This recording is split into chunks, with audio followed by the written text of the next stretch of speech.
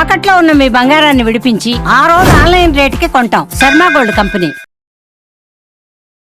అసలు కుటుంబ వ్యవస్థ అంతా కూడా భార్యాభర్తలు సరిగ్గా లేకపోవడం వల్ల అస్తవ్యస్తం అయిపోతుంది. అసలు దీని గురించి మనం ఎక్కడి నుంచి తెలుసుకోవాలి, ఎలా పాటించాలి అన్నది తెలుసుకోవాలనుకుంటున్నాం. మెయిన్ భార్యాభర్తల హెరాస్మెంట్సే. ప్రతి పిల్లలు పుట్టకడం లేదు అనేది ఒకటి. ఇక్కడ ఉండేది విశుద్ధి చక్రం. అంటే ఆకాశం చూడకుండా ఉంటేనే మీకు థైరాయిడ్ వస్తుంది. ఈ శబ్దంలో అబద్ధాలు చెప్పే వాళ్ళకి ఈ చక్రం క్లోజ్ అయిపోతుంది. భార్య చెప్పిన మాట వినకుండా ఎలాగో ప్రవర్తిస్తుంది అంటే ఈ మూడిటి మీద ఆధారపడి ఉంటుంది. అంటే దాన్ని కరెక్ట్ చేసుకోలేమో మనం. భార్యాభర్తలు అనేవాళ్ళు ఇలా ఒక ఆడపిల్లని హింసిస్తూ పోతే వాళ్ళ తర్వాత తరం వాళ్లకు పిల్లలు పుట్టిన భార్యాభర్తలు, ఎందుకంటే ఈ విశ్వం ప్రతిదీ రికార్డ్ చేస్తుంది. అడ్వకేట్లు సంపాదించే డబ్బులు కానీ, అడ్వకేట్ ఫ్యామిలీస్లో ఏం జరుగుతుందో తెలిసిన అన్ని డిలే జరగాలని కేసులన్నింటినీ పోస్ట్ పోన్ చేసుకుంటూ పోతారు కదా. వాళ్ళ జీవితంలో పనులన్నీ లేటుగా అవుతాయి. అడ్వకేట్లు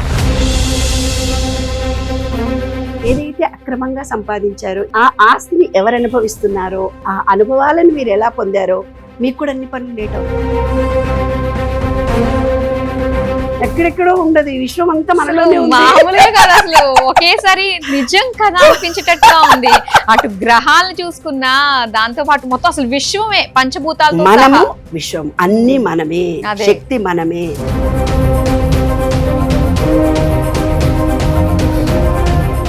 అందరికీ నమస్కారం. నా పేరు మాధురి. మీరు చూస్తున్నది సుమన్ టీవీ నెట్వర్క్. విశ్వం కనుసన్నలోనే ప్రతి ఒక్క మనిషి మనుగడ ఉంటుంది. దాన్ని అనుసరించే మన జీవితం ఉంటుంది. ఆ విశ్వాన్ని నియమాలు మనం తెలుసుకుని అది పాటించినట్లయితేనే మన జీవితం సక్సెస్ఫుల్ గా ఉంటుంది అని చెప్పేసి ఎంతో మంది పెద్దవాళ్ళు చెప్తూ ఉన్నారు. అలాంటి వాళ్ళల్లో ఒకరు writer, social activist, counsellor, motivational speaker Lakkaraju Nirmala garu. నమస్కారం అమ్మా. నమస్తే అమ్మ. నిజంగా విశ్వ నియమాలకి సంబంధించి చాలా మంది అడుగుతూ ఉన్నారు. అసలు ఆ నియమాలు ఏంటి, మాకు తెలియవు. కానీ అవన్నీ కూడా మన జీవితంలో ఒకటిగా చాలా మంది పాటిస్తూ వస్తున్నాము. కానీ ఇప్పుడు ప్రజెంట్ ఉన్న సిచ్యువేషన్ లో ఏంటంటే వాటిని మర్చిపోయి ఎవరికి నచ్చినట్టుగా వాళ్ళు విచ్చలవిడిగా, అంటే సొంత డెసిషన్స్ తీసుకోవడం అన్నది ఉంటుంది కదా, అలా తీసుకుని వాళ్ళకి నచ్చినట్టుగా బిహేవ్ చేస్తూ ఉన్నారు. ముఖ్యంగా ఒకటి దాని గురించి మనం మాట్లాడుకోవాలంటే భార్యాభర్తలు. అసలు కుటుంబ వ్యవస్థ అంతా కూడా భార్యాభర్తలు సరిగ్గా లేకపోవడం వల్ల అస్తవ్యస్తం అయిపోతుంది. అసలు దీని గురించి మనం ఎక్కడి నుంచి తెలుసుకోవాలి, ఎలా పాటించాలి అన్నది తెలుసుకోవాలనుకుంటున్నాం అమ్మా. నాన్న, రోజు ఫోన్లు వస్తున్నాయి కదా. మెయిన్ భార్యాభర్తల హెరాస్మెంట్సే. భార్యకు భర్త, భర్తకు భార్య హెరాస్మెంట్స్ ఒకటి. తర్వాత పిల్లలు పుట్టకడం లేదు అనేది ఒకటి. తర్వాత గర్భం నిలవటం లేదనేటి ఒకటి. ఇవి ప్రధాన అంశాలు. ఈ విశ్వ నియమాలను నేను రీసెర్చ్ చేస్తూ పోతున్నప్పుడు ముఖ్యంగా నాకు అర్థమైంది ఏంటంటే ఈ విశ్వం నుంచి మనం డిటాచ్మెంట్గా బ్రతుకుతున్నాం. అసలైన సబ్జెక్టు మిస్ యూ. ఆ సబ్జెక్టును మనం మిస్ చేసుకున్నాం. అంటే లోతులుగా చూస్తే ఆంగ్లేయులు మరి ఈ సబ్జెక్టు తీసుకెళ్ళిపోయి వాళ్ళ లాంగ్వేజ్లో ఇంగ్లీష్లో పెట్టుకున్నారు. దానిపైన రీసెర్చ్లు చేశారు. కానీ మన దాంట్లో ఆ చిన్న పార్ట్ మన వేదాల్లో, భగవద్గీతలో ఉన్నాయి. అవి కూడా ఆ సబ్జెక్టు కూడా ఉంది, కానీ ఎస్టాబ్లిష్ జరగలేదు. ఆ సబ్జెక్టు అంతరంగా ఉండిపోయింది.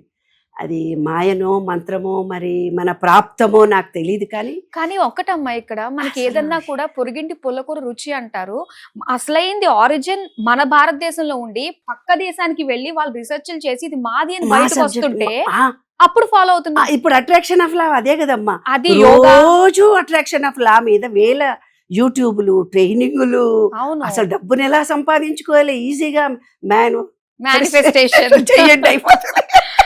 అవును, అంత ఈజీ కాదు నాన్న. అనుకున్నంత ఈజీ కాదు అది. ఏదైనా కోరిక మనకు ఫలించాలి అని అంటే దానికి విశ్వంలో 12 సూత్రాలు ఉన్నాయి. ఈ 12 సూత్రాల మీద నేను చేసిందే రీసెర్చ్. ఇది రీసెర్చ్ చేసి నేను తెలుసుకోవడానికి నాకు 12 సంవత్సరాలు పట్టింది. అబ్బా, 12, 13, 14 తెలియదమ్మా.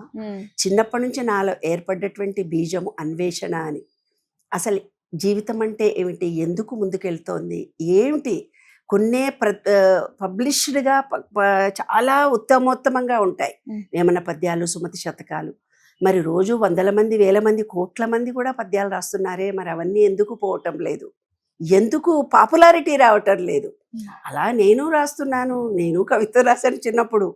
సంకల్పంలో లేదు ఫలం, ప్రయత్నంలోనే సఫలం, కల్పనలో నిద్రించక యత్నంతో సాధించని. అలా కవితలు నేను కూడా రాస్తున్నాను కదా, నేను కూడా టీవీలో అప్పటి కాలంలో ఇంత చిన్న నాలెడ్జ్ ఉన్నా ఈ రోజుల్లో అయితే పబ్లిసిటీ వచ్చేస్తుంది, కానీ మా కాలంలో చాలా కష్టం, అవును. పబ్లిసిటీ రావడం చాలా కష్టం. అట్లా చాలా ఆధ్యాత్మికంగా గురువులు వచ్చేవాళ్ళు, భగవద్గీత శ్లోకాలు నేర్చుకోవడము, అస్ట్రాలజీ నేర్చుకోవడము, చాలా సబ్జెక్ట్ అంతా వస్తున్నప్పుడు అన్వేషణ అనే ఒక కవిత రాశానమ్మా.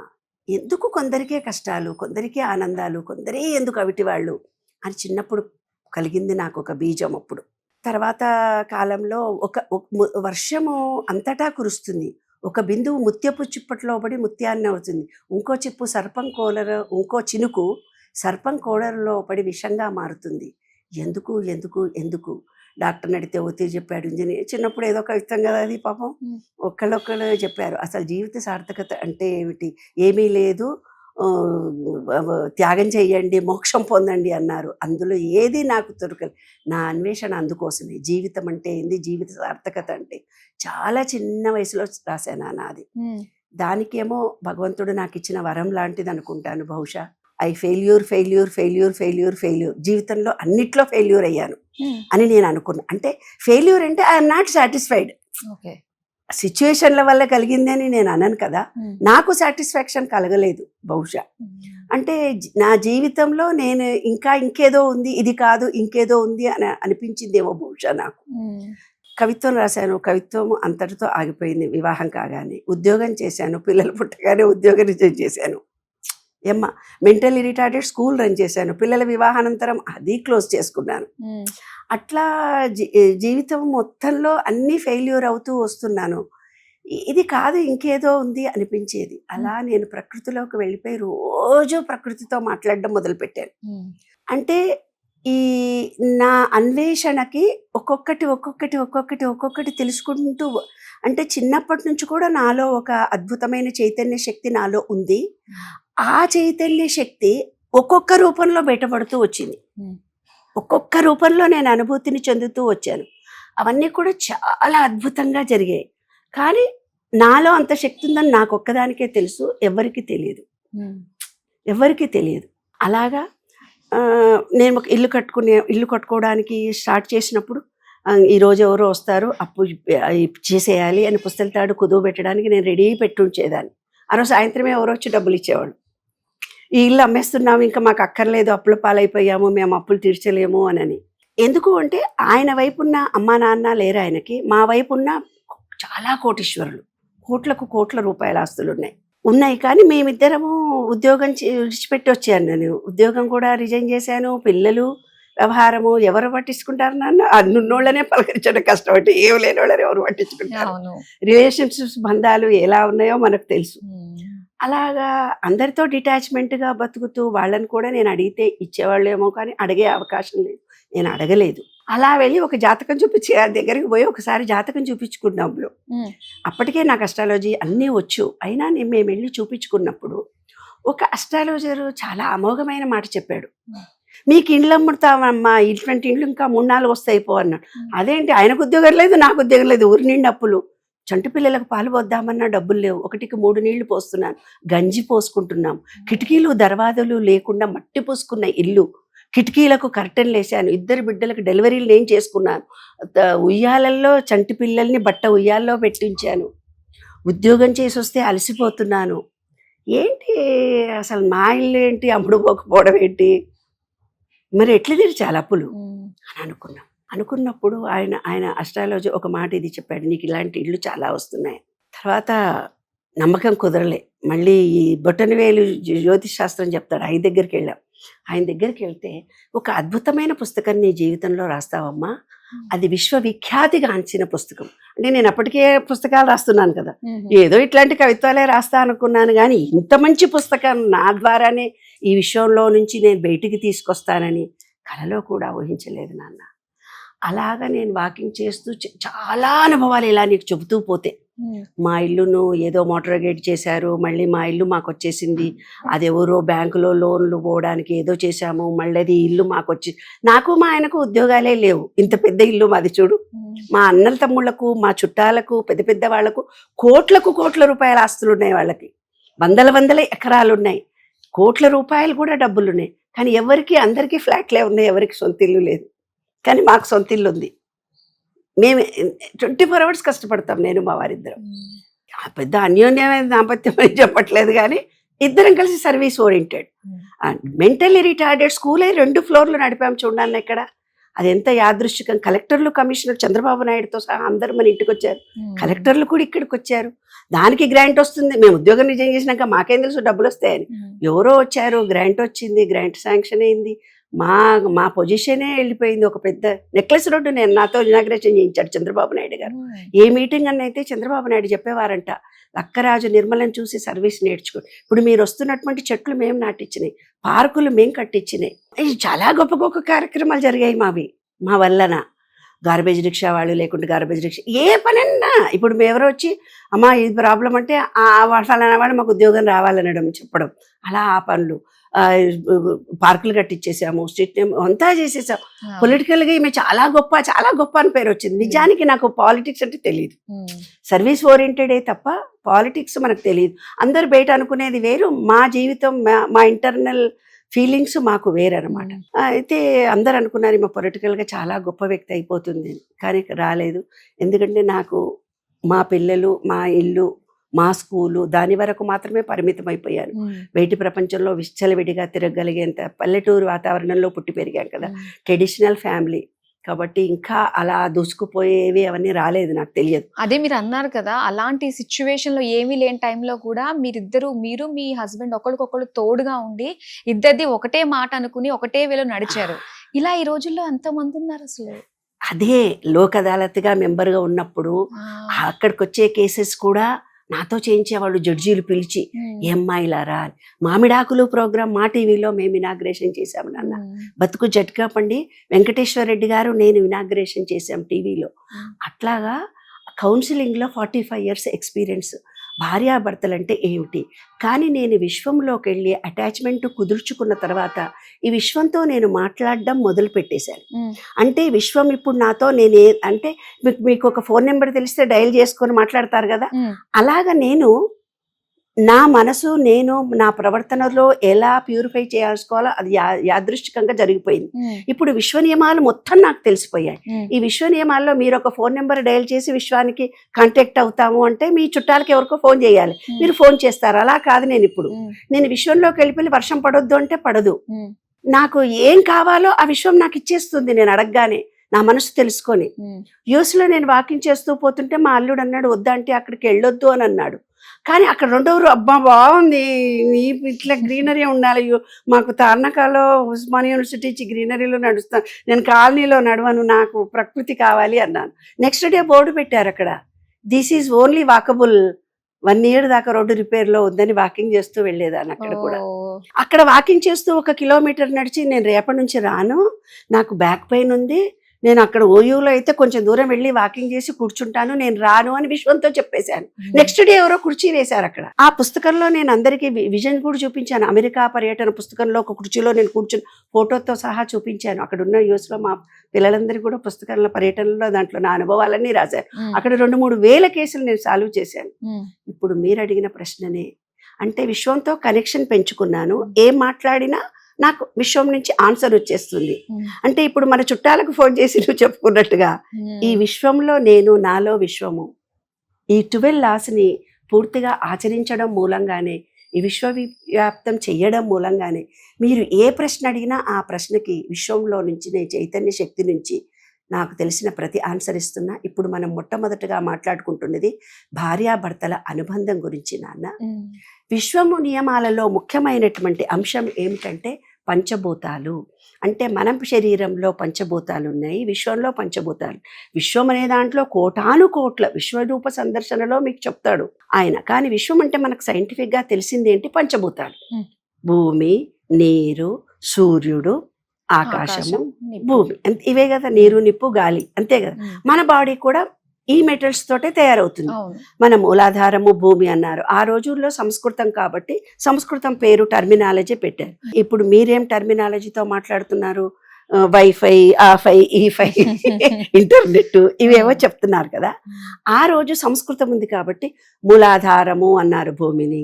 దానిపైన ఉండే వాటర్ మన బాడీలో, దాని స్వాధిష్టాన చక్రము అన్నారు, వాటర్ ఎలిమినేట్ పాయింట్ని. దాని తర్వాత ఉండేది మణిపూరక చక్రము, అంటే సూర్యుడు, మనలో digestion capacity, energy point. Heart చక్ర, హార్ట్ చక్ర అంటే ఏంటి? గాలి, లక్ష్మీనారాయణ నుండి నివాసము. విశుద్ధి చక్రం అంటే ఆకాశము, దీంతో ఆకాశం సంబంధము. దీన్ని చక్రము భూతము అన్నారు. తర్వాత దీన్ని ఆజ్ఞా చక్రము అన్నారు, అంటే పాజిటివ్ ఎనర్జీ పాయింట్. దీన్ని సహస్రార చక్రము అని అన్నారు. ఇవన్నీ నేను రీసెర్చ్ చేసి కనుక్కున్నప్పుడు ఒక్కొక్క పాయింట్ అరే అన్నీ మనకు తెలిసినవే. ఇప్పుడు మీరు ఇంటర్నెట్లో మీరేం చేస్తారు? బయట ఉండే పంచభూతాలు, మన శరీరంలో పంచభూతాలు అన్నీ ఉన్నాయి కదా. అవును. మనలో భూమి ఉంది, అక్కడ కూడా భూమి ఉంది. మనలో వాటర్ ఉంది, బయట కూడా వాటర్ ఉంది. మనలో కూడా మణిపూర చక్రం ఉంది, బయట కూడా మణిపూర సూర్యుడు ఉన్నాడు. మనలో హార్ట్ చక్ర, గ్రీనరీ, ప్రేమ, కృతజ్ఞత. ఇక్కడ ఉండేది విశుద్ధి చక్రం, అంటే ఆకాశం చూడకుండా ఉంటేనే మీకు థైరాయిడ్ వస్తుంది. ఈ శబ్దంలో అబద్ధాలు చెప్పే వాళ్ళకి ఈ చక్రం క్లోజ్ అయిపోతుంది. విశ్వ నియమాలు అనుసరించి అవసరం ఉన్నప్పుడు ఇందాకే ఫోన్ వచ్చింది నాకు. ఆమె చాలా కోట్ల రూపాయల బిజినెస్ చేసిందట. పార్ట్నర్స్ అందరు పంచుకునేటప్పుడు అబద్ధం చెప్పేసిందట. ఆమెకు ఒక్క రూపాయి కూడా రాలేదట. అంటే అబద్ధాలు చెప్తూ బిజినెస్ చేసేసింది. తీరా తనకు డబ్బులు వచ్చే టైంలో ఆ చిన్న అబద్ధం చెప్పడం మూలంగా ఆమెకు తెలియకుండా పలికిందంట. ఆ విశుద్ధి చక్రం అట్లా చేస్తుంది. మీరేమనుకుంటారు? ఎవరో చేస్తారు, మమ్మల్ని ఎవరో మోసం చేశారు. ఇప్పుడు మనుషులము మనమందరం అనుభవిస్తున్నవి అన్నీ కూడా మనం చేసుకున్నవే, మనం ఆలోచించినవే, మనము పొందినవే మనం రిటర్న్ పొందుతున్నాం. అంటే నిత్య జీవితంలో మనం చేస్తున్న పనులు, చూస్తున్నవి, చేస్తున్నవి, తెలుసుకుంటున్నవి, మన అనుభవాలు అన్నీ రాంగ్. ఈ 12 నియమాలను అనుసరించి టోటల్ గా మనము విరుద్ధ భావాల చేత మనం బ్రతుకుతున్నాం బంగారు తల్లి. అది రహస్యం. ఇప్పుడు భార్యాభర్తల గొడవలోకి వచ్చేద్దాం మనం. First point. దానికి ముందు ఈ ఎపిసోడ్ చూస్తేనే మనం నెక్స్ట్ చేసే ఎపిసోడ్స్ అర్థమవుతాయి, లేకపోతే ఎపిసోడ్స్ అర్థం కావు. ఇక్కడ ఒక పాయింట్ నేను చెప్పబోతున్నాను, చాలా జాగ్రత్తగా వినండి. ఇక్కడ ఉండేది పాయింట్ ఏమిటిది? ఆజ్ఞాచక్రము. ఆజ్ఞాచక్రము అనేది ఏమిటిది అంటే, ఒక సెల్ ఫోన్ ఉంది కదా, ఈ సెల్ ఫోన్ లో చిప్. మీరు ఏమంటావు? ఈ సెల్ ఫోన్ మారగానే 30% ఉంటాయి ఆంటీ, ఇంతకు పూర్వంవి 30% ఈ చిప్లో ఉంటాయి, మిగతా అవన్నీ డిలీట్ అయిపోతాయి అంటావు కదా. అలా ఈ ఆజ్ఞా చక్రంలో ఈ ఆత్మ అన్నారు, బయట ఉండేది పరమాత్మ అన్నారు. ఆత్మ అనే పాజిటివ్ ఎనర్జీ పాయింట్ ఇది ఆజ్ఞా చక్రం అంటే. ఈ పాజిటివ్ ఎనర్జీ పాయింట్లో ఏమన్నా నీకు 30% ఏమొచ్చినాయి? పాతవి, నీ పూర్వ జన్మలో ఎవరినైతే నువ్వు నమ్మావో, ఎవరినైతే నమ్మకాలు విశ్వాసాలు నీకు వచ్చాయో, ఎవరైతే నీవు ఏవైతే ఇచ్చావో ఈ విశ్వానికి, అవన్నీ రికార్డెడ్ కదా. అవును, అవన్నీ అందులో ఉంటాయి. అన్ని ఉండవు. చేసినటువంటి బ్యాంకు బ్యాలెన్స్ ఏవో అయితే కొన్ని ఉంటాయో కొన్ని ఉంటాయి, మంచన్నా కావచ్చు, అని కొన్ని కర్మలు అని అంటారు అన్నమాట. అవి కొన్ని ఉంటాయి దాంట్లో. ఇంకోటి ఏంటి తెలిసిన, ఇవాళ కులాలు మేము ఈ కులం రాజకీయంగా చేసుకొని కొట్లాడుకుంటున్నారు. ఈ విశ్వం తయారైనప్పుడు 4 భాగాలుగా జీన్స్, అవి జీన్స్ ఏం చేశారు? ఫస్ట్ భగవంతుడు ఇచ్చినటువంటి ఈ విశ్వం తయారైనప్పుడు మనిషి పుట్టుక ఎలాగా తయారైందో, జీవం ఎలా తయారైందో, ప్రాణి ఎలా తయారైందో, జీన్స్ కూడా అలాగే తయారయ్యాయి. ఒక జీన్స్ ఏంటి? హార్డ్ వర్క్ చేయడము, కష్టపడి పనిచేసే జీన్స్ తయారు చేశారు. రెండో జీన్స్ ఏం చేశారు? వ్యాపారం చేసే, అంటే దాంట్లోనే వ్యవసాయం వచ్చేస్తుంది, హార్డ్ వర్క్ లోనే వ్యవసాయం వచ్చేస్తుంది. వ్యవసాయము హార్డ్ వర్క్ అంటే వ్యవసాయమే, మనకు ఫుడ్ కావాలి కదా. అని రెండవది వ్యాపారం చేసుకోవాలి. మనం పంట పండించాం, హార్డ్ వర్క్ చేసాము, ఏదో వ్యాపారం చేసాం. దీనికి ఏంటి? వ్యాపారం చేసుకొని డబ్బులు ఎనర్జీ చేసుకునేది ఒకటి వచ్చింది. ఫస్ట్ హార్డ్ వర్క్, తర్వాత బిజినెస్ చేసుకొని డబ్బు మూడవది ఏమొచ్చింది? నిన్ను నీవు రక్షించుకోవాలి. అంటే ఈ సృష్టిలో మొత్తం చిన్న పుట్టుక నుంచి వన్నెస్ అనేది ఉంటుంది, అంటే ఏకత్వం కలిగి ఉన్నాం చివరి దాకా. అంటే మన మనుషుల దాకా అందరము ఒకరినొకరు, చిన్న చేపను పెద్ద చేప తింటే పెద్ద చేపను బెస్తోడు తింటాడని పూర్వం అన్నారు. అది అన్నమాట సీక్రెట్. ఏంటి?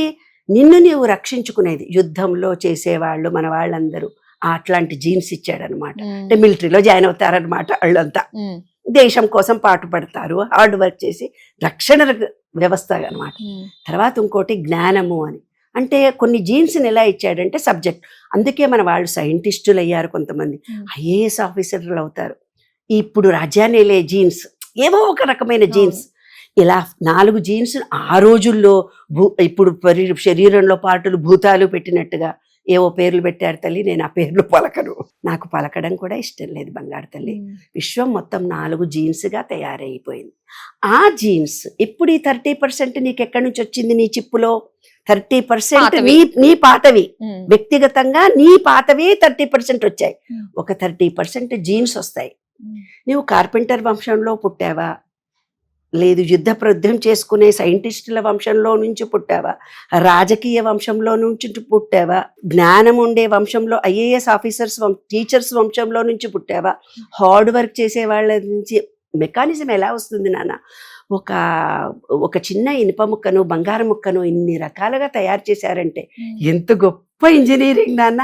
వాళ్ళకి అది బై బర్తే వచ్చింది. ఇవాళ మనం ఇంజనీరింగ్ కోర్సులు, ఆ కోర్సులు, హార్డ్ వర్క్ కోర్సులు, నెట్వర్క్ కోర్సులు అని ఇన్ని కోర్సులు పెట్టి నేర్పిస్తున్నామే. కానీ కొంతమందికి జీన్స్ ద్వారానే వచ్చాయి. ఇన్ని గుళ్ళు కట్టారు, ఇన్ని గోపురాలు కట్టారు, ఎనర్జీ లెవెల్స్ అన్ని ఒక చోట దాచిపెట్టారు. అక్కడికి వెళ్తే మనకి ఎనర్జీ లెవెల్స్ వస్తున్నాయి. ఇవంతా టెక్నాలజీ, ఇవన్నీ జీన్స్ ద్వారా వచ్చినవే అమ్మా, అర్థమైందా? అలా జీన్స్ నుంచి 30% వస్తుంది ఈ పాజిటివ్ ఎనర్జీ. ఆత్మ అనే చిప్కి 30% నీవి, 30% ఈ జీన్స్ ద్వారా వచ్చింది. ఇంకో 30% ఎక్కడి నుంచి వస్తుంది? ఒకళ్ళు కాశీలో పెరుగుతారు, అక్కడ నార్త్ ఎక్కడో పెరుగుతారు, కొందరు కరీంనగర్లో పెరుగుతారు, కొందరు యుఎస్లో పెరుగుతారు, కొందరు ఇంకెక్కడో జపాన్లో పెరుగుతారు, కొందరు ఎక్కడో ఇంకెక్కడెక్కడో దేశాల్లో. వాళ్ళు పెరిగినటువంటి వాతావరణంలో కొన్ని రకాలైన ఆహారము, ఆచార వ్యవహారాలు, కొన్ని నమ్మకాలు, కొన్ని విశ్వాసాలు ఏర్పడతాయి పుట్టినప్పుడే. మనకి ఏ లొకాలిటీలో పెంచుతున్నావా పిల్లల్ని, మంచి లొకాలిటీలో పెంచకపోయావా?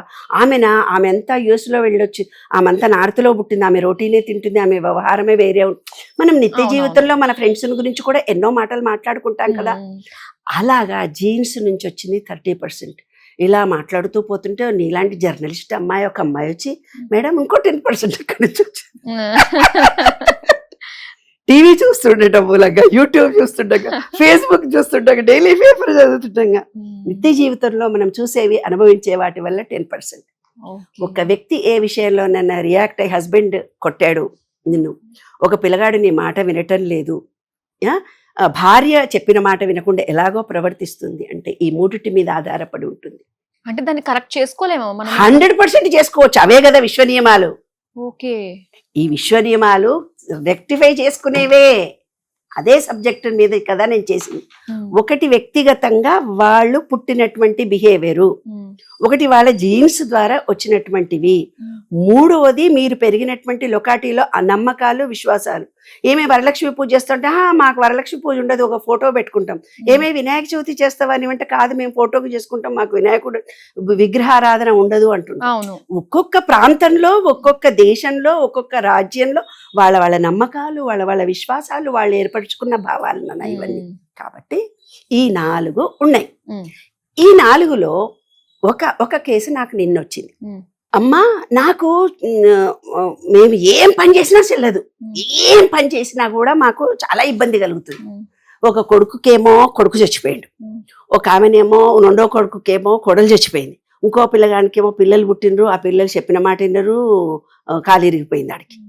అసలు మా ఇల్లంతా నా మామకేమో పక్షవాతం వచ్చింది, నా మొగుడేమో నన్ను విడిచిపెట్టి వెళ్ళిపోయాడు. నువ్వు ఏ ఆస్తి అనుభవిస్తున్నావు అని అడిగా నేను. మా మామగారు ఆస్తి అని. మీ మామగారు ఏం పని చేశారమ్మా అని అడిగాను. కళ్ళు దుకాణం ఉంది మాకు అని. కళ్ళు దుకాణంతో నువ్వు సంపాదించి ఇంత ఆస్తిని కొన్నావు, ఆస్తిని సంపాదించావు. అది అనుభవించే పిల్లలు ఎలాంటి వాళ్ళు? ఆ కళ్ళు తాగిన వాళ్ళు మొత్తం ఊర్లో వేల మంది పెండ్లాలు ఇంటికి పోగానే బండబూతులు తిట్టు, ఏం దొంగ ముండా కొడుకురా, ఆ షాప్ పెట్టిన ముండా కొడుకు ఏమైపోతాడో ఏమో, వాడు ఏం చేస్తాడో ఏమో, ఎట్లా చేస్తాడో ఏమో, వాడి ఊర్లో పెట్టిండ్రు ఆ కళ్ళు దుకాణము, ఇంతమంది ఫ్యామిలీస్ నాశనం అయిపోతున్నారు అని శాపించారు కదా. అవన్నీ విశ్వంలో రికార్డ్ అయిపోతాయి నాన్న.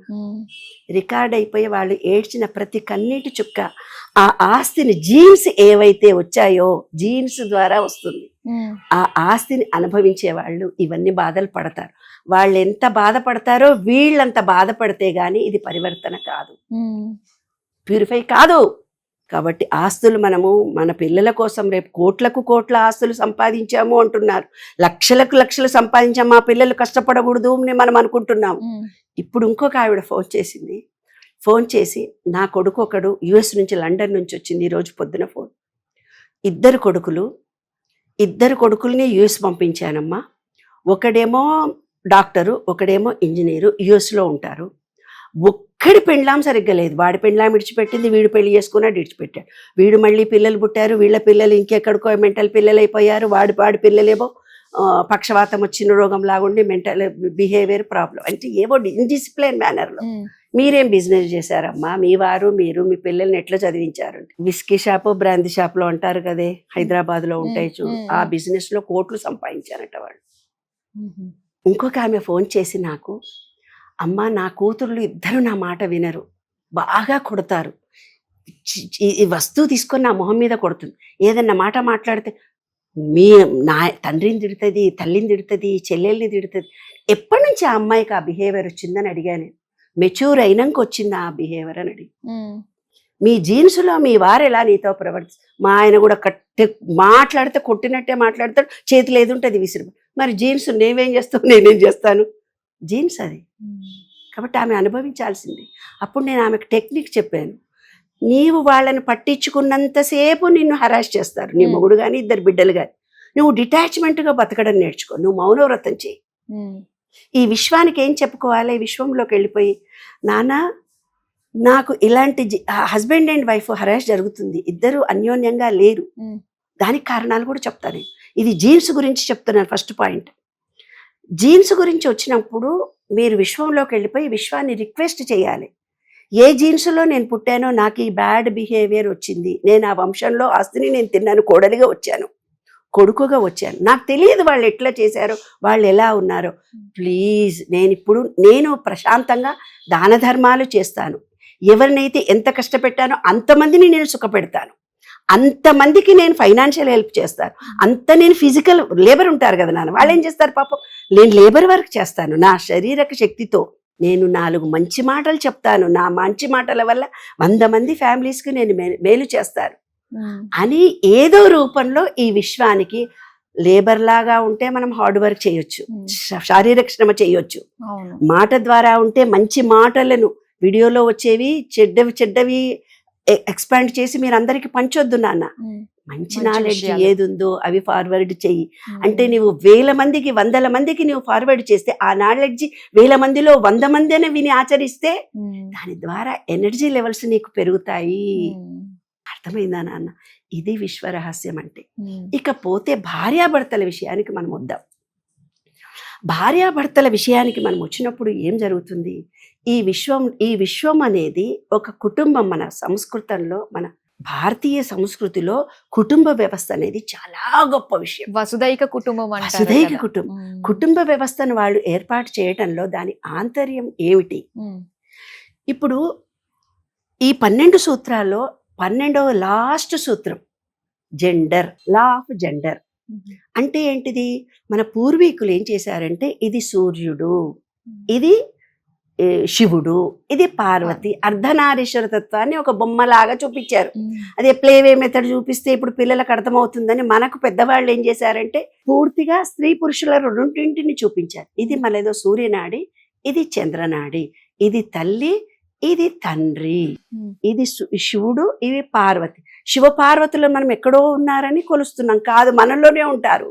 అంటే ఏంటి? ఇదంతా ఒక ఎనర్జీని నీవెప్పుడైతే ఒక రూపంలో కొలుస్తావు, శివపార్వతులు అంటే శివపార్వతుల రూపంలో కనిపిస్తుంది, నీవు సాయిబాబా అంటే సాయిబాబా రూపంలో కనిపిస్తుంది.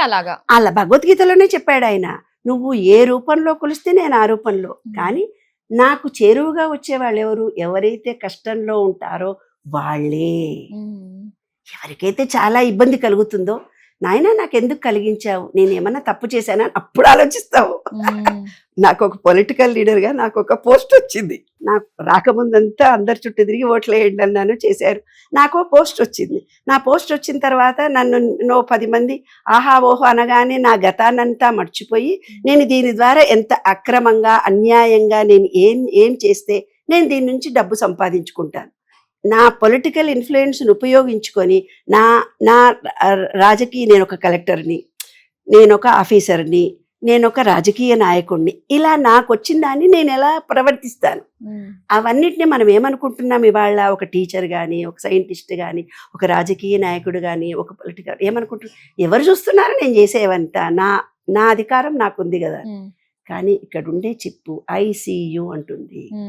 ఐసియు అంటే ఏం చేశారు మన పూర్వీకులు, ఇంకో కన్నులాగా చూపించారు, శివుడికి మూడవ కన్నుగా చూపించారు. ఐసియు అంటే ఏంది, మన అన్ని చెప్తున్నావు కానీ నీ అంతరాత్మకు నీకు తెలియదా, నువ్వు అంతరాత్మతోటి మాట్లాడు అంటావే, అదనమాట. మూడవ కన్ను అన్నీ చూస్తుంది, అదే మన ఆత్మ, అదే మన పాజిటివ్ ఎనర్జీ పాయింట్. అర్థమైంది కదా. ఒక భార్యాభర్తలు ఇద్దరు డిఫరెంట్ ఏరియా నుంచి వచ్చారు. ఇప్పుడు ఈ చిప్పు గురించి నీకు తెలిసిపోయింది. ఇప్పుడు ఇది స్త్రీ, ఇది పురుషుడు.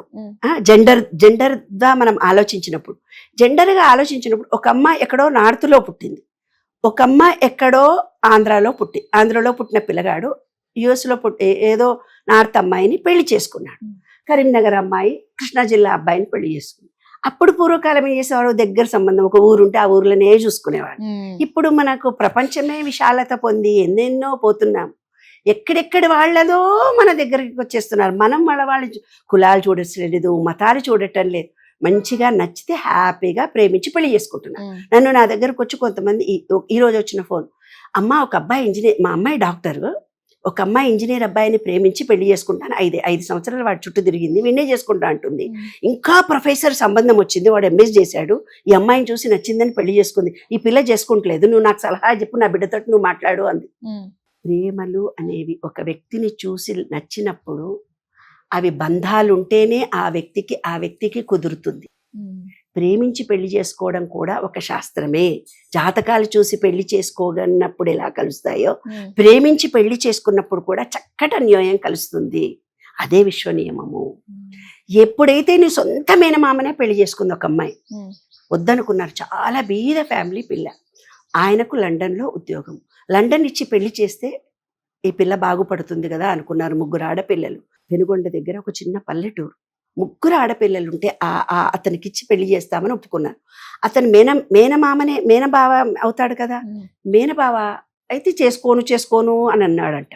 చేసుకోను అనుకొని చాలా రోజులు గొడవపడ్డ తర్వాత మళ్ళీ వచ్చిన తర్వాత ఒక 2 ఏళ్లకో 3 ఏళ్లకో ఒప్పుకున్న తర్వాత నేను ఒప్పుకుని చేసుకుంటా అన్నాడంట. చేసుకుంటా అని మళ్ళీ 3 ఏళ్ళు ఆగాడంట. మళ్ళీ 3 ఏళ్ళు ఆగిన తర్వాత మళ్ళీ 3 ఏళ్ల తర్వాత వచ్చి పెళ్లి చేసుకుందామని పెళ్లికి మాటలు మాట్లాడుకొని వీళ్ళు వస్తుంటే ఆ అమ్మాయికి యాక్సిడెంట్ అయిందట, వాళ్ళ అమ్మకు కాలు ఇరిగిందట, వాళ్ళ నాన్న చచ్చిపోయాడంట. ఇన్ని జరిగినా మేనరికం పెద్ద పిల్లకి చేస్తే గానీ ఈ పిల్లలిద్దరికి పెళ్లి చేస్తుంది, వాళ్ళ దగ్గర డబ్బులు లేవు. అయితే ఆ మేనమామ వాళ్లే వచ్చి ఈ వీళ్లకు 3 హాస్పిటల్లో చూసి వీళ్ళకి చేతులు బాగా లేనప్పుడు ఈ పెళ్లి కూతురికి చేతులు ఫ్రాక్చర్ అయినప్పుడే పెళ్లి చేసేసారంట. పెళ్లి జరిపించుకున్నారు, 1 నెలలోనో 6 నెలల్లోనో 3 నెలల్లోనో పెళ్లి అయిపోయిందంట. పెళ్లి అయిపోయిన తర్వాత ఆ అమ్మాయిని తీసుకెళ్ళాలి కదా, నేను తర్వాత తీసుకెళ్తా అన్నాడంట. అని ఎప్పుడో 2 ఏళ్లకు ఫస్ట్ తీసుకెళ్లాల్సిన ఈయననుంటే వాళ్ళ అమ్మమ్మను తాతయ్యను అమ్మను మాత్రమే తీసుకెళ్లిపోయిందట, పెళ్ళాన్ని తీసుకపోలే. ఈ పిల్లకి పెళ్ళయింది, ఇక్కడే ఉంది, చదువుకోవాలనుకుంటుంది, చదువుకోలేదు. చదువుకుందామంటే ఇద్దరు బిడ్డల పెళ్ళిళ్ళు కావాలి. ఇంకా తన చెల్లెళ్ల గురించి తను పడ్డ బాధ కూడా ఒక్కరోజు కూడా ఫోన్ చేసేవాడు కాదు, తల్లికి చెప్పలేదంట, చెల్లెళ్ళకు కూడా చెప్పుకోలేదు. అతను ఆస్ట్రేలియాను లండను తీసుకెళ్ళిపోయిందంట. తీసుకెళ్ళిపోయిన తర్వాత 6 ఏళ్ళు 4 ఏళ్ళు ఆ అమ్మాయిని శరీరం అంతా వెళ్ళేట్లా అని వదిలిపెట్టేవాడంట, కానీ ఒక్కరోజు సెక్స్ చేయలేదంట. ఆ అమ్మాయి అనుకుందంట ఈయనకు మొగతనం లేదేమో అనుకుందంట. 6 ఏళ్ల తర్వాత ఆ అమ్మాయికి తెలిసిందట అతనికి వేరే కాంట్రాక్ట్స్ ఉన్నాయి, ఈ అమ్మాయిని జస్ట్ హెల్ప్ చేసినా అన్న ఉద్దేశం చూపించాడంట. పోనీ మీ అత్తమామకి చెప్పావంటే నాకు భయము అంటది ఆ పిల్ల. పోనీ మీ అమ్మకి చెప్పావంటే నాకు బాధ్యతలున్నాయి, చెల్లెళ్ళిద్దరికి పెళ్ళిళ్ళు జరిపోయినాయి, ఇప్పుడు మా అత్తమామ వాళ్ళే హెల్ప్ చేశారు, ఇప్పుడు అందరి మధ్యలో నేను గొడవ పెడతానని సూసైడ్ చేసుకుందట ఒకరోజు. విషం తినేసి భర్తకు చెప్పిందంట, యూఎస్లో చెప్పేసిందంట, నేను ఇన్ని టాబ్లెట్లు వేసుకున్నాను అని. అప్పుడు డాక్టర్లు అన్నారంట ఇంకా లోపలికి పోలేదని బయటికి తీసేసి, నువ్వు అన్ని డ్రామాలు ఆడతావంటాడంట రోజు. ఇప్పుడు కూడా ఆమెను, నీవన్నీ డ్రామాలు ఆడుతావు, చచ్చిపోతాను డ్రామా ఆడి, ఎంత డ్రామా ఆడావు, నన్ను ఎంత హింస పెట్టి పోలీస్ స్టేషన్లో కేసు పెట్టించావు నాతోటి, నువ్వు డ్రామా ఆడతావంట కానీ సెక్స్ పరంగా రావట్టి. నాకు పిల్లలంటే ఇష్టం, మా ఆయన నాతో ఎలా కలుస్తాడమ్మా అని నాకు ఫోన్ చేస్తాడు. చెప్పమ్మా ఇప్పుడు. భార్యాభర్తలు అనేవాళ్ళు ఇలా ఒక ఆడపిల్లని హింసిస్తూ పోతే వాళ్ళ తర్వాత తరం వాళ్లకు పిల్లలు పుట్టిన భార్యాభర్తలు, ఎందుకంటే ఈ విశ్వం ప్రతిదీ రికార్డ్ చేస్తుంది.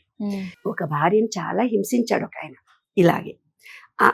హింసించిన తర్వాత ఒక ఆడపిల్ల పుట్టింది, 2 ఆడపిల్లలు పుట్టారు. వాళ్లకు పెళ్ళిళ్ళు అవుతాయి. పెళ్ళిళ్ళు అయిపోయిన తర్వాత భర్త హరాజ్ చేస్తున్నారని నా దగ్గరకు వచ్చి కౌన్సిలింగ్కి వస్తారు. అమ్మ హరాజ్ చేస్తున్నాడు, నేను అపురూపంగా పెంచాను నా బిడ్డని అని. ఎందుకు హరాజ్ చేస్తున్నాడని భార్యను కూడా పిలిచి అడుగుతారు. వాళ్ళ అత్తమ్మ, వాళ్ళ చిన్న కూతుర్ని ముగ్గురిని కూడా పిలిచి అడుగుతారు. ఆ అమ్మాయి తల్లి చెప్పిన విషయం ఏంటో తెలిసిన, నా మగుడు కూడా పెళ్ళైనాక కొట్టేవాడు, తిట్టేవాడు, అరిచేవాడు. బాగా డబ్బున్న ఫ్యామిలీ, మేము బీదవాళ్ళము, ఈ ప్రపంచంలో బయటికి వెళ్తే నాకు సెక్యూరిటీ లేదు కదమ్మా. మా ఆయన కొట్లకు ప్రతిసారి వచ్చి పళ్ళ పుట్టన కొట్టేవాడు. మా చెల్లెలు చూడు అట్లా చేస్తుంది, మా అమ్మ చూడు అట్లా చేస్తుంది, నీవు ఉన్నవి ఎందుకే అని పట్టన కొట్టేవాడట. కొట్టినా కూడా మన కుటుంబ వ్యవస్థ పడి ఉండమని చెప్పింది ఆ రోజు. గడప దాటి ఆడది తన బాధలు బయట చెప్పుకోకూడదని చెప్పింది. అలా మనం సంసారాలు ఎన్నింటినో నిలబెట్టుకున్నాం, అవునా? కానీ వ్యవస్థలో ఏం జరిగింది, ఎవ్వరు చూడలేదు, కుటుంబ వ్యవస్థ లోపలనే ఉందని నీవు అనుకున్నావు. అప్పుడు తెల్ల చీర కట్టుకున్న వాళ్ళ ఉద్యమాలు తయారైపోయి తలలు బోడులైనా తలపులు బోడులైనా చిలం లాంటి వాళ్ళు ఎన్నో ఉద్యమాలు చేశారు మనం. కానీ ఇక్కడ ఏం జరుగుతుందంటే, ఈ ఐసీయూ అనేది ఎవరైతే ఉన్నారో ఆ భార్యను పిలిచి నేను అడగగానే ఒక మాట చెప్పింది. మా ఆయన నన్ను ఇట్లా సతాయిస్తున్నాడంటే అప్పుడు ఆ తల్లికు ఆ భర్తని, నా దగ్గరకు వచ్చి కంప్లైంట్ చేసిన తండ్రిని, ఆ 2 పిల్లల్ని, ఇప్పుడు నీ భార్యని నువ్వు ఎంత మెంటల్గా హెరాస్ చేసావో అంత మెంటల్ హెరాస్ నువ్వు పడాలి. అదే విశ్వనియమం. తన కూతురికి బాధ కలిగితే అతను అనుభవించాలి. లేదు ఫిజికల్ గా భార్యనో భర్తని హింసిస్తుంది ఒక భార్య ఫిజికల్ గా అతన్ని, అంత రోగంతో ఆమెకు ఒక రోగం వచ్చి ఇంత బాధను ఆమె అనుభవించాలి. ఉమెన్ అయినా అంతే. లేదు ప్రెగ్నెన్సీ వచ్చింది, ఒక కడుపు తీసేసుకుంది, ఆమెకు మళ్ళీ పిల్లలు పుట్టేటప్పటికి లోపలికి పిండం పోయి 3 నెలలకు 2 నెలలకు బయటకు వచ్చేస్తుంది. ప్రెగ్నెన్సీ రాదు ఆమెకి, తల్లితనాన్ని కోల్పోతుంది ఆమె. ఇవే విశ్వరహస్యాలు.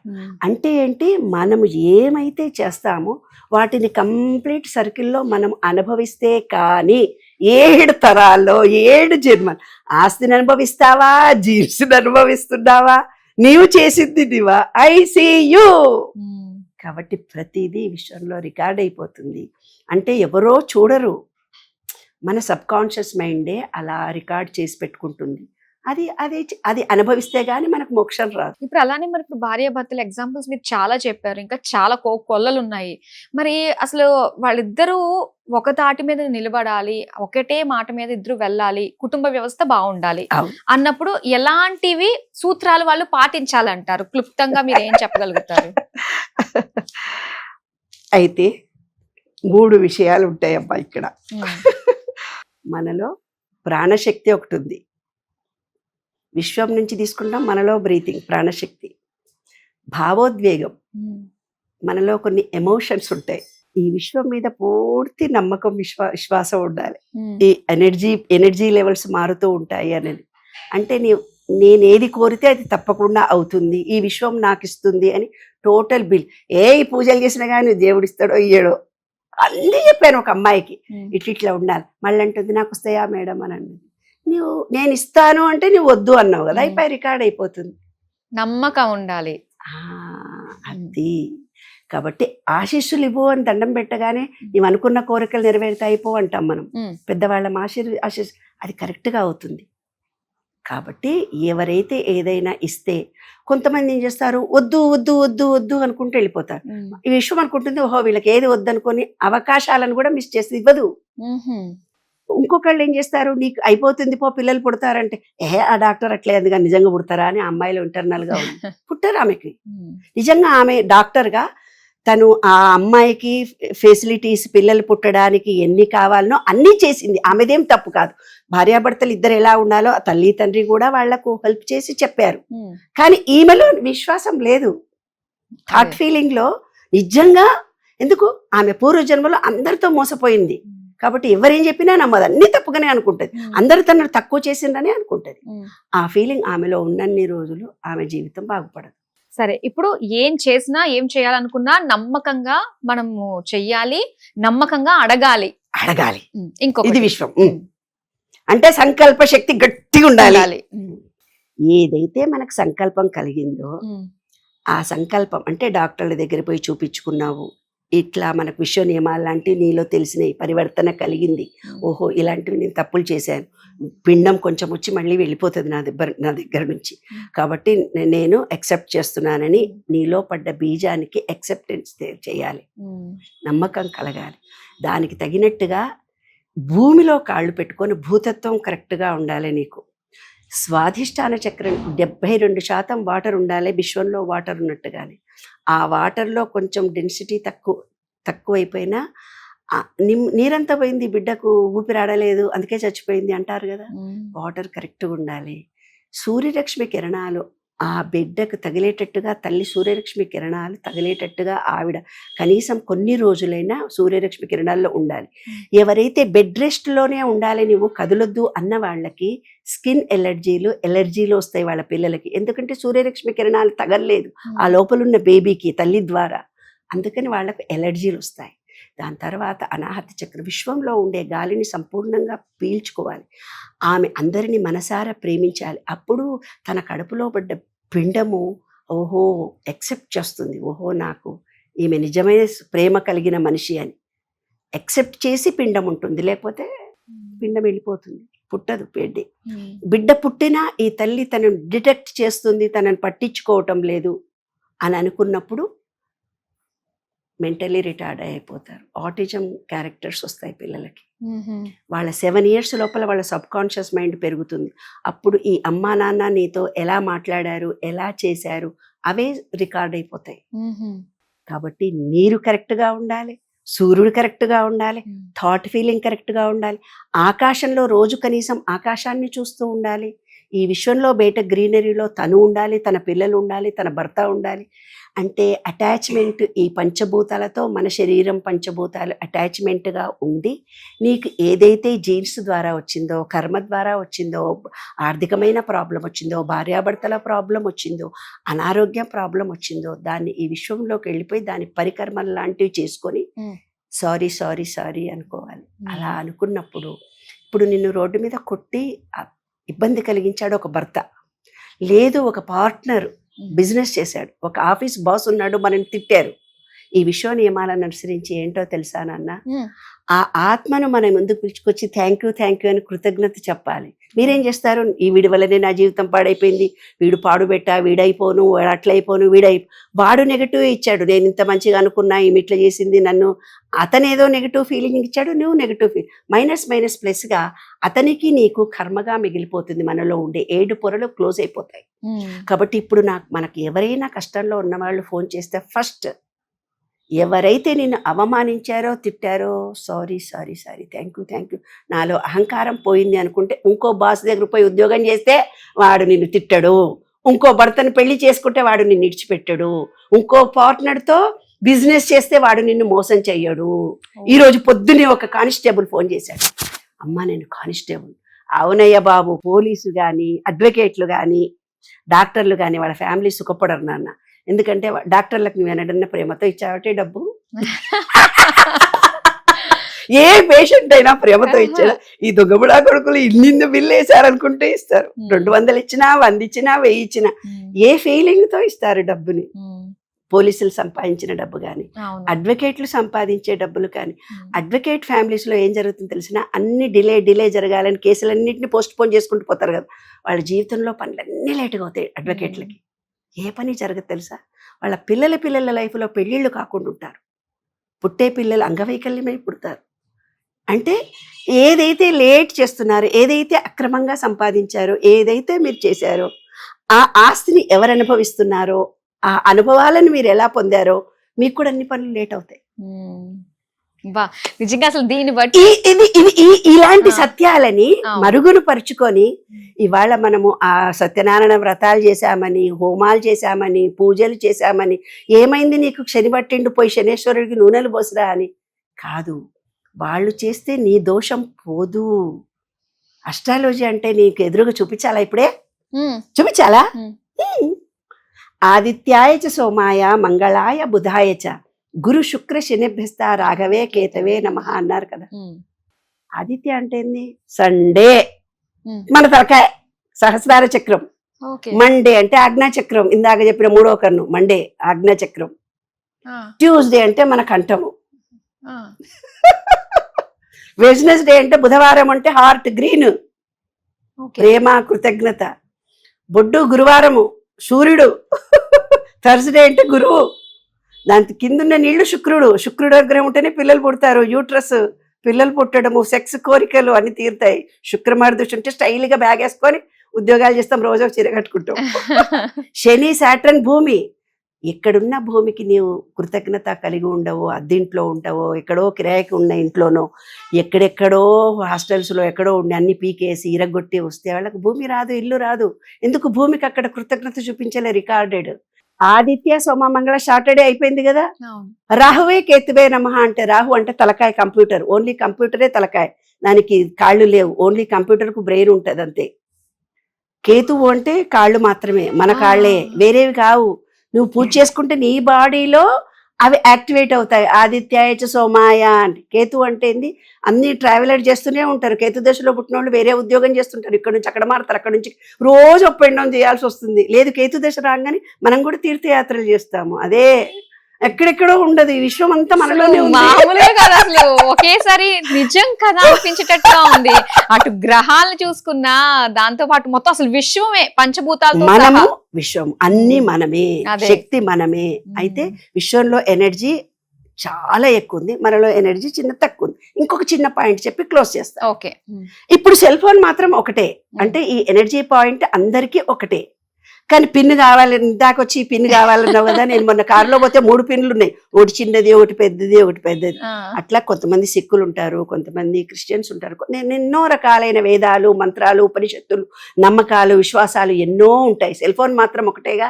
అట్లా చిప్పులు వేరే, కానీ ఎనర్జీ, ఎలక్ట్రిసిటీ ఒకటే. అలా విశ్వం మొత్తం పాజిటివ్ ఎనర్జీ ఒకటే. మనం వేరైనా, పిన్నులు వేరైనా, సెల్ ఫోన్లో ఉండే చిప్ లాగా మన చిప్పు ఒక్కటే. అదే విశ్వ నియమం. బా, అసలు ఒక్క మాటలో తేల్చేశారు చాలు. నిజంగా చాలా బాగా తెలియజేశారు. అంటే తెలియని వాళ్ళకి కూడా నిజమే, ఇది కదా యూనివర్స్ తో కనెక్ట్ అయితే ప్రతిదీ పాసిబుల్. ఎందుకంటే నీదే ఒక యూనివర్స్, నీ బాడీ ఒక యూనివర్స్. చాలా బాగా తెలియజేశారమ్మా. చాలా వాల్యుబుల్ ఇన్ఫర్మేషన్.